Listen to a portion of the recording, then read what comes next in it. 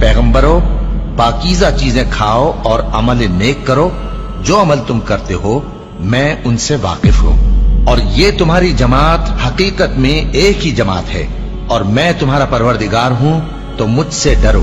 फिर लोगों ने आपस में अपने काम को मुतफर्रिक करके टुकड़े टुकड़े कर दिया। जो चीज जिस फिरके के पास है वो उसी से खुश हो रहा है, तो इनको एक मुद्दत तक इनकी गफलत में ही रहने दो। क्या ये लोग ये ख्याल करते हैं कि हम जो दुनिया में इनको माल और बेटों से मदद देते हैं तो इससे इनकी भलाई में जल्दी कर रहे हैं?